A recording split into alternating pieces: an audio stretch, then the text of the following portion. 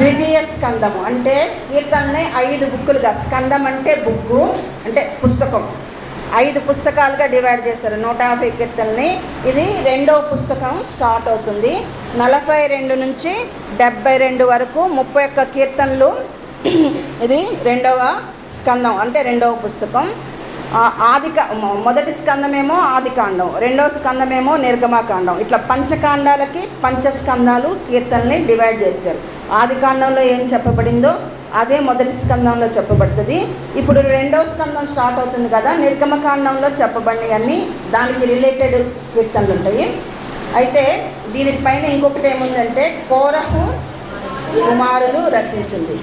కోరహ కుమారులు మీకు సంఖ్యాకాండం 16వ అధ్యాయం చదివితే ఈ కోరహ కుమారులు మోషే మీద ఎదురు తిరుగుబాటు చేయటం ఆ కథ అంతా ఉంటుంది. బ్యాక్గ్రౌండ్ ఇది. అయితే ఆ కోరహ కుమారులందరినీ 250 మందిని, కోరహ ఎవరు తెలుసా?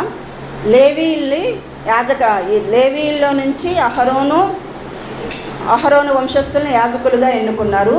అయితే లేవీలంతా చర్చిలో అంటే ప్రత్యక్ష గుడారం దగ్గర దేవుని ఆలయంలో, పరిశుద్ధాలయంలో రకరకాల పనులు చేస్తూ ఉంటారు. అయితే లేవీకి 3 పిల్లలు పుట్టారు. ఒకరు గెర్షోను, కహాతు, తర్వాత మెరారి. అయితే ఈ 2వ కుమారుడు కహాతుకు పుట్టిన వాళ్ళు ఎవరంటే 4 ఉన్నారు. 4లో అమ్రాము, ఇస్రాయేలు, తర్వాత హెబ్రోను, ఉజ్జియేలు అని చెప్పి 4 ఉన్నారు. ఆ 4లో అమ్రాముకు పుట్టిన బిడ్డలేమో అహరోను, మోషే. అహరోను నుంచి యాజకత్వం వచ్చింది, మోషే ఏమో లీడరు. అయితే కహాతు నుంచి పుట్టిన వాళ్ళు ఇస్సాహారుకి కోరహు పుట్టాడు. ఈ లేవీకాండం సంఖ్యాకాండం 16వ అధ్యాయం మొదటి దానిలో ఉంటుంది. లేవి మునిమనమడును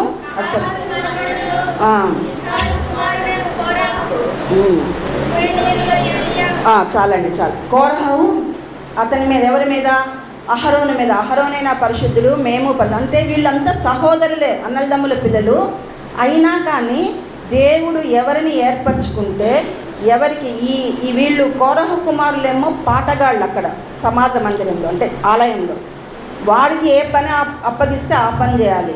సూర్యుడి పని సూర్యుడు చేయాలి, చంద్రుడి పని చంద్రుడు చేయాలి, గ్రహం పని గ్రహం. ఏ మాత్రం అవేమీ తేడా రాకుండా దేవుడు చెప్పినట్టు చేస్తే కేవలం మనుషులు మాత్రమే ఒక స్థానంలో ఉండమంటే ఇంకో స్థానం కావాలని వాళ్ళే గొప్పవాళ్ళ, అహరోనులే పరిశుద్ధులా, నేనెందుకు కాదని చెప్పి తిరుగుబాటు చేసినప్పుడు వాళ్ళందరినీ 250 మందిని భూమి నిరవిడిచి మింగేసింది. అది బ్యాక్గ్రౌండ్. అయితే అందులో సంఖ్యాకాండం 26వ అధ్యాయము 11వ వచనం కదండి. అందులో కోరహు కుమారులు తప్పించుకొని దేవుని ఆలయంలోకి వెళ్ళి బలిపీఠం పట్టుకోక క్షణం దేవుని ఆలయంలోకి పరిగెత్తుకుంటూ భూమి ఇట్లా నెరవేర్చి వాళ్ళ వెంట వస్తూ ఉంటే, అంటే కోరహు, దాతాను, అబీరాములు పాపం చేసి తిరుగుబాటు చేసి అపరాధం చేస్తే ఈ పాపం చేసిన వాళ్ళ నుంచి వేరైపోండి మీరు అని చెప్పి ఇశ్రాయేలు సమాజానికి చెప్పినప్పుడు అందరూ వేరవుతారు. అప్పుడు కోరహు కుమారులు కూడా వాళ్ళు చేసిన అపరాధంలో పాలు పంచుకోలేదు, ఆ తిరుగుబాటులో పాలు పంచుకోకుండా ఆ పాపానికి వచ్చిన శిక్ష కూడా వాళ్ళ మీదకి రాకుండా తప్పించుకొని పారిపోయి వాళ్ళు ఎంత పారిపోతుంటే ఆ వెంట భూమిని ఎదవిడిచి వారు వెంట పడుతున్నా కానీ దేవుని ఆలయంలోకి వెళ్ళి, పరిశుద్ధ ఆలయంలోకి వెళ్ళి దేవుని బలిపీఠాన్ని పట్టుకొని రక్షించబడ్డారు. అది చదవండి మీరు 26:11. అయితే కోరహ కుమారులు చావలేదు. ఇది మనకి బ్యాక్గ్రౌండ్. అయితే వీరు రాసిన కీర్తనలు ఇవి 2వ స్కందంలో ఎక్కువగా 11 కీర్తనలు కోరహ కుమారులు రాశారు. 42 నుంచి 49 వరకు రాశారు. 84, 87, 88 మొత్తం 11 కీర్తనలు కోరహ కుమారులు రాశారు. అయితే ఇక్కడ ఏమంటున్నాడంటే దుప్పి నీటి వాగుల కొరకు ఆశపడినట్టు. దీన్ని 2 భాగాలుగా చేసుకుందాము. 42వ కీర్తన, యాక్చువల్గా 43వ కీర్తన కూడా దీనికి సంబంధించిందే. మరి ఎందుకో 43వ కీర్తనని సపరేట్ చేశారు. 43వ కీర్తనలో కూడా సేమ్ నా ప్రాణమా నీవేళ కృంగినావు అని ఉంటుంది, అది సపరేట్ చేశారు. అయితే 42వ కీర్తనని 1 నుంచి 5వ వచనం వరకు దేవుని కోసము తృష్ణ కొరటం, దేవుని కోసం ఆశపడటం, దేవుని కోసం భక్తుడు లాంగింగ్ అంటే దప్పికొనటం అనేది ఉంటుంది. 1 నుంచి 5వ వచనం వరకు. తర్వాత 6 నుంచి 11 వరకు దేవుణ్ణి జ్ఞాపకం చేసుకుంటున్నాడు, దేవుణ్ణి గుర్తు చేసుకుంటున్నాడు, దేవుణ్ణి జ్ఞాపకం చేసుకున్నాడు. 6 నుంచి 11 వరకు 2 భాగాలుగా తీసుకుందాం. దుప్పి నీటి వాగుల కొరకు ఆశపడినట్లు దేవాని కొరకు నా ప్రాణం ఆశపడుతుందంటే, ఇతను లేవీయుడు ఒకప్పుడు జనసమూహంతో 4వ వచనం జనసమూహంతో కలిసి పండగ చేసుకున్న సమూహంతో కలిసి సంతోషంతో స్తోత్రాలు చెల్లించుకుంటూ దేవుని మందిరానికి వెళ్ళాడు.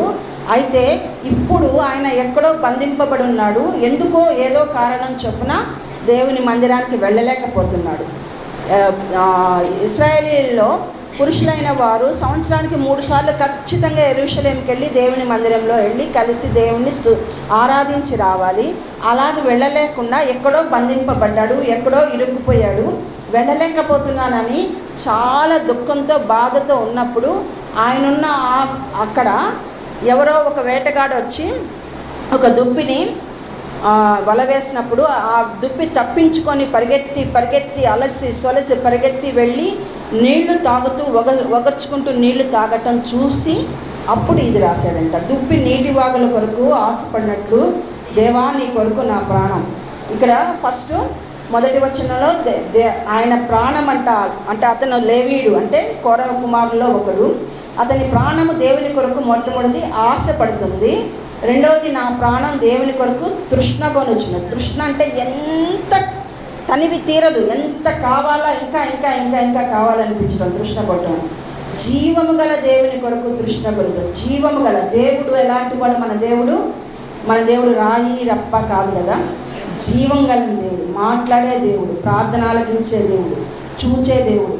ఆ జీవం కలిగిన దేవుడు ఆయనలోనే జీవం ఉంచుకొని మనకేకుండా ఉంటున్నాడా?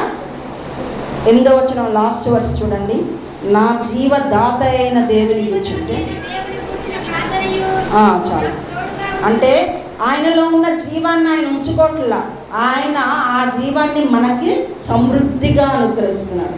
ఆయనలో ఉన్న ఆ జీవాన్ని సమృద్ధిగా మనకి జీవదాత అంటే ఆ జీవాన్ని దానంగా మనకి అనుగ్రహిస్తున్నాడు. దేవుని సన్నిధికి నేను ఎప్పుడు వచ్చేదను, ఆయన సన్నిధి నేను ఎప్పుడు కనబడదనని ఈయన దుఃఖపడుతున్నాడు, చాలా దుఃఖపడుతున్నాడు.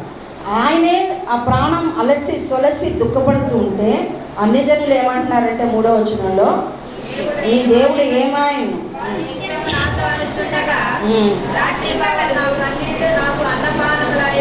10వ వచనం కూడా చూడండి, సేమ్ అదే ఉంటుంది. ఏమాయనని వారు దూషణల చేత వారు నీ దేవుడే. అసలు మనకేదన్నా కష్టం వచ్చినప్పుడు మీరు చూడండి, మనకేదన్నా కష్టం శ్రమ వస్తే ఆ కష్టం గుండా శ్రమ గుండా వెళ్తూ మనమే బాధపడుతూ మనమే ప్రాణంలో కృంగిపోయి ఎంతో వేదన పడుతూ ఉంటే ఎదుటివారి మాటలు తట్టుకోవటం బహు కష్టంగా ఉంటుంది. మళ్ళీ చూచేవాళ్ళు ఊరుకోరు, ఏదో ఒకటి వేస్తారు, ఒక దూషణ వేస్తారు, నేను ఏం చేసిందో ఏం పాపం చేసిందో ఇలా వచ్చిందని ఒక నిందన్న వేస్తారు. అయితే అవి ఎలా ఉన్నాయి అంటే ఆయనకి దూషణలు, వారు చేసే దూషణల చేత ఎముకలు విరిగిపోయినట్టుగా బాధపడుతున్నాడు. అంత బాధగా ఉన్నప్పుడు రాత్రింబగళ్ళ ఆయనకి కన్నీళ్ళే అన్నపానం అయిపోయిందంట. ఆయన ప్రాణం ఆయనకి బాధ కలిగిస్తుంది, ఎదుటి వారి దూషణలు బాధ కలిగిస్తున్నాయి, రాత్రింబగళ్ళు కన్నీళ్ళే వస్తున్నాయి. అప్పుడు ఏం చేస్తున్నాడంటే ఆయన ఓదార్చు. 131వ వచనము, 131 కీర్తన 2వ వచనం కదా, 131 2. ఆయననే నేను నా ప్రాణమును నిమ్మళపరుచుకొని ఉన్నాను, సముదాయించుకొని. చూడండి, ప్రాణము ఒక్కోసారి మనకు వచ్చే కష్టాన్ని బట్టి మన ప్రాణం కృంగిపోతుంది. చాలా దుఃఖపడి కన్నీళ్ళే అన్నపానంలో అవుతున్న పరిస్థితుల్లో, ఎదుటివారిని మనం దూషిస్తూ నిందిస్తున్న పరిస్థితుల్లో మనం కృంగిపోకూడదు. ఎప్పుడైతే కృంగిపోతామో అక్కడ సాతాను వస్తుంది, అక్కడ దేవుని కార్యం పనిచేయదు. కాబట్టి మనం కృంగిపోకుండా మన ప్రాణాన్ని మనము సముదాయించుకోవాలి, మన ప్రాణాన్ని మనము నిమ్మళపరుచుకొని ఏం చెప్పుకోవాలి? 5వ వచనం చదవండి. మన ప్రాణాన్ని మనం నిమ్మళపరుచుకొని, నా ప్రాణమా నీవు ఏలా కృంగి ఉన్నావు, నాలో నీవేలా తొందరపడుచున్నావు. దేవుని యందు ఆయనే నా రక్షణకర్తనియు నా దేవుడనియు చెప్పుకొనుచు ప్రాణం మనకు వచ్చిన కష్టాలను బట్టి, దుఃఖాలను బట్టి, వేదనలు బట్టి, ఎదుటివారి దూషణ మాటలను బట్టి మన ప్రాణం కుంగిపోయినప్పుడు మనం ఆ స్థితిలో ఉండకూడదు. ఏం చేయాలి? మన ప్రాణాన్ని మనం సముదాయించుకోవాలి, నిమ్మలపరుచుకొని ప్రాణంతో ఇలా మాట్లాడుకొని దేవుని యందు నిరీక్షించు. ఆయన రక్షణకర్త, ఆయన మనల్ని ఇంకను అనేది ఇక్కడ చాలా ఇంపార్టెంట్ వాడు. ఇంకను ఎంత కష్టం ఉన్నా సరే, ఎంత దుఃఖం ఉన్నా, ఎంత వేదనైనా ఇంకా నేను ఆయన్ని స్తుతిస్తా. కష్టాల్లో దేవుణ్ణి స్తుతించు. దావీదు అదే చేశాడు. కష్టాల్లో దేవుణ్ణి స్తుతించిన వాళ్ళు దేవునిలో గొప్ప కార్యాలు చూస్తారు. ఇక్కడ 3 విషయాలు ఉన్నాయి. 3 విషయాలు ఏంటంటే, ఆయనకు వచ్చిన కష్టాలను బట్టి, దుఃఖాలను బట్టి ఆయనకి మనసు, ప్రాణం విసిగిపోతుంది. ఒకటేమో విసుగు చెందటం, రెండవది ఆ విసుగు వస్తున్నప్పుడు ఆ ప్రాణం కృంగిపోకుండా వాక్యాన్ని నమ్మితే, దేవుణ్ణి నమ్మితే విశ్వాసం కలుగుతుంది. రెండవది, ఎప్పుడైతే వాక్యం మనలోకి వచ్చిందో మనకి విశ్వాసం వస్తుంది. ఎప్పుడైతే మనం విశ్వాసంతో దేవుణ్ణి స్తుతిస్తామో కృంగిపోకుండా, దేవుడు మనకి విజయం ఇస్తాడు. విసుగు వస్తుంది కష్టాలను బట్టి. విసుగులో విసుక్కుని దూషణలు, శాపాలు మన మీద, మన పిల్లల మీద మనం పలుకుకోకూడదు. కానీ వాక్యాన్ని బట్టి ధైర్యం తెచ్చుకోవాలి. తన దేవుడైన యెహోవాను బట్టి దావీదు ధైర్యం తెచ్చుకున్నట్టుగా ధైర్యం తెచ్చుకొని విశ్వాసంతో నిలబడి దేవుని వైపు తిరిగి, నా రక్షణకర్త అని ఆయన నిరీక్షించి ఆయన్ని ప్రార్థిస్తే ఏం జరుగుతుంది చెప్పండి? విజయం కలుగుతుంది. అయితే ఆయన ప్రాణం ఆయనలో ఆయన ప్రాణం దేవుడి కోసం ఆశపడుతుంది, తృష్ణపడుతుంది. మళ్ళీ ఇటు వచ్చేస్తే నెగిటివ్ వైపు ఆయన ప్రాణం ఆయనలో కరిగిపోతుంది. 4వ వచనంలో. 6వ వచనంలో ఆయన ప్రాణం కృంగిపోతుంది. ఆయన ఇప్పుడు ఎక్కడున్నారంటే, యోర్దాను ప్రదేశం నుండి, హెర్మోను పర్వతం నుండి, మీసారు కొండ నుండి ఆయన ఆ ప్రాంతాల్లో ఉన్నాడంట. ఆ ప్రాంతాలు ఎలాంటివంటే, హెర్మోను పర్వతము 9,100 అడుగులు ఎత్తుకుంటుందంట హెర్మోను పర్వతం. తర్వాత మీసారు కొండేమో చాలా చిన్న కొండ అంట. యోర్దాను ప్రాంతమేమో సాధారణమైన ప్రాంతం. అంటే మన కష్టాలు, మన పరిస్థితులు కొన్ని మనం ఎక్కలేనంత ఎత్తైన కొండ లాంటి కష్ట పరిస్థితులు ఉంటాయి, కొన్ని చిన్న కొండ లాంటి పరిస్థితులు ఉంటాయి, కొన్ని మామూలు పరిస్థితులు ఉంటాయి. ఎటువంటి పరిస్థితి అయినా సరే ఎవరిని జ్ఞాపకం చేసుకుంటున్నాడు ఆయన? నిన్ను అంటే దేవుణ్ణి జ్ఞాపకం చేసుకున్నాడు. మన జీవితంలో మన చిన్ననాటి విషయాలు జ్ఞాపకం చేసుకుంటే మనకి చాలా సంతోషం అనిపిస్తుంది. చిన్నప్పుడు ముచ్చట్లు చెప్పుకుంటే ఎక్కడ లేని ఉత్సాహము, చాలా సంతోషం వస్తుంది. కొన్ని విషయాలు, మంచి విషయాలు జ్ఞాపకం చేసుకుంటే చాలా ఉత్సాహం, చాలా స్పిరిట్ ఫీల్డ్ అనిపిస్తుంది. కానీ కొన్ని కష్టాలు, శ్రమలు జ్ఞాపకం చేసుకుంటే కృంగిపోతాం. అయితే మనం జ్ఞాపకం చేసుకోవాల్సింది ఏంటంటే, దేవుడు చేసిన గొప్ప కార్యాన్ని జ్ఞాపకం చేసుకోవాలి, దేవుణ్ణి జ్ఞాపకం చేసుకోవాలి, సంతోషం ఇచ్చే విషయాన్ని జ్ఞాపకం చేసుకొని దేవుణ్ణి స్తుతించాలి. 7వ వచనంలో, నీ అలలన్నీ కరడని పిలుచున్నది, నీ అలలన్నీ, నీ తరంగములన్నీ నా మీదుగా పొర్లిపారు. కష్టాలు ఎన్నో అలల్లాగా మన మీద పొర్లిపారుతాయి. యోనా కూడా ఆయన మీద అలలన్నీ పొర్లిపారి అని చెప్పాడు. అయినప్పటికీ విశ్వాసులు ఏం చెప్పాలంటే, ఎన్ని అలలు వచ్చినా ఇవన్నీ నన్నేం చేయలేవు, వీటన్నిటి నుంచి దేవుడు నన్ను తప్పిస్తాడు అని చెప్పేసి విశ్వాసంతో ఉండాలి. తర్వాత ఆకలి దప్పులు అంటే తృష్ణ కొనటం అంటే ఆకలి దప్పులు కలిగి ఉండటం, బాగా కావాలి అని చెప్పేసి చాలా ఆశ కలిగి ఉండటము. జనరల్గా మనకి చాలామందికి చీరల మీద ఆశ ఉంటుంది, నాకు కూడా ఉండేది. నగల మీద ఉంటుంది. చీరలు, నగలు, లేకపోతే డబ్బు, ఇల్లులు, ఆస్తిపాస్తులు ఎన్ని సంపాదించినా ఇంకా తృప్తి అనేది ఉండదు. ఇంకా కావాలనిపిస్తుంది. బీరువా నిండా చీరలు ఉన్నాయి, ఇంకోటి కావాలనిపిస్తుంది. నగల బోర్డులు ఉన్నాయి, ఇంకోటి కావాలనిపిస్తుంది. తర్వాత ఇంత డబ్బు, రూమ్ అంతా పట్టే డబ్బు ఉన్నాయి, ఇంకా కావాలనిపిస్తుంది. కొంతమంది అవినీతి పనులు, మినిస్టర్ల ఇళ్లలో, బాత్రూముల్లో ఎక్కడంటే అక్కడ డబ్బు కట్టలు మనం పేపర్లలో చూస్తాం. అయితే ఏది కూడా మనల్ని తృప్తిపరచదు. కానీ ఎంత ఎంత సంపాదించినా ఏ డబ్బు ఏ ధనం ఏది మనల్ని తృప్తిపరచదు, కానీ ఒకే ఒక్కటి మనల్ని తృప్తిపరుస్తుంది. మత్తయి సువార్త 5వ అధ్యాయం 6వ వచనం ఉంటుంది, నీతి కొరకు ఆగదు గలవారు తృప్తిపరచ. అంటే ఈ లోకంలో మీరు ఏం చేసినా ఎంత సమకూర్చుకున్నా తృప్తి కలగదు, ఇంకా ఇంకా ఇంకా కావాలనిపిస్తుంది. కానీ నీతి అంటే దేవుడు, దేవుని కోసం ఆకలి దప్పులు కలిగిన వాళ్ళు తృప్తిపరుస్తారు.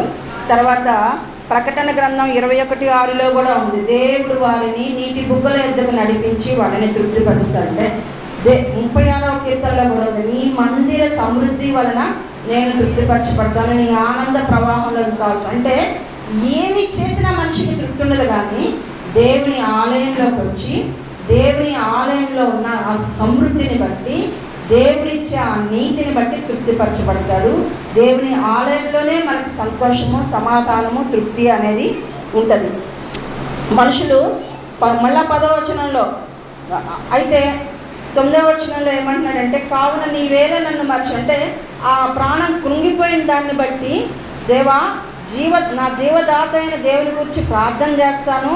రాత్రి వేళ మనకు 2 తోడుంటాయి అంట. 8వ వచనంలో దేవుని గురించిన ప్రార్థన, కీర్తన, ఆయన గురించిన కీర్తన. నిద్రపోతున్నా కానీ మన హృదయం దేవుని కీర్తిస్తూనే, స్తుతిస్తూనే పాటలతో ఉండాలి, ప్రార్థిస్తూనే మన మైండ్ ఎప్పుడు ఆయనతోటి కలిసి ఉండాలి. అయినను పగటి వేళ యెహోవా తన కృప, అంటే ఎంత అలలు మన మీద పారినప్పటికీ, ఎంత కష్టాలు వచ్చినప్పటికీ దేవుడు తన కృప మన మీద కలగని ఆజ్ఞాపిస్తాడు. కాబట్టి నీ దేవుడు ఏమైనా మళ్ళా 10వ వచనంలో మనుషులు అన్నప్పటికీ మనము కృంగిపోకూడదు, దేవుని వైపే చూడాలి. 11వ వచనంలో మళ్ళా మన ప్రాణంతో ఏం చెప్పుకోవాలి, చదవండి. కృంగి ఉన్నావు, నాలో నీవేళ తొందరపడుచున్నావు, దేవుని యందు నిరీక్షణించుము, ఆయనే నా రక్షణకర్త, నా దేవుడు. ఇంకను ఇక్కడ చాలా ఇంపార్టెంట్ విషయం ఏంటంటే, ఇంకను ఎన్ని కష్టాలున్నా, ఎన్ని శ్రమలున్నా, ఏదున్నా 9వ వచనంలో దేవుడితో మనవి చేసుకోవాలి, ప్రార్థన చేసుకోవాలి. 10వ వచనంలో శత్రువుల్ని మళ్ళా వచ్చి మనల్ని విసిగించిన మళ్ళా విసిగిస్తూనే ఉంటారు ఆత్మీయ జీవితంలో. ఎన్ని ఉన్నా కానీ దేవుని మీద నిరీక్షణ వదలకూడదు. ఈ కీర్తన ద్వారా మనం ఏం నేర్చుకోవాలంటే, సామాన్యమైన జీవితంలో జీవిస్తున్న హెర్మోను కొండలాంటి పెద్ద కష్టాలు వచ్చినా, తర్వాత చిన్న మీసారు కొండలాంటి చిన్న కష్టాలు వచ్చినా, ఏ పరిస్థితిలో అయినా సరే మన కోరికలు ఎంత ఎక్కువగా, మన కోరికల్ని మనం కంట్రోల్ చేసుకోవాలి. మనం దేవుని మీద ఎన్ని కష్టాలు వచ్చినా దేవుని మీద నిరీక్షణ ఉంచాలి, దేవుని మీద ఆశ పెట్టుకోవాలి. అప్పుడు దేవుడు మనకి రక్షణకర్తగా ఉండి మనల్ని విడుదల చేస్తాడు.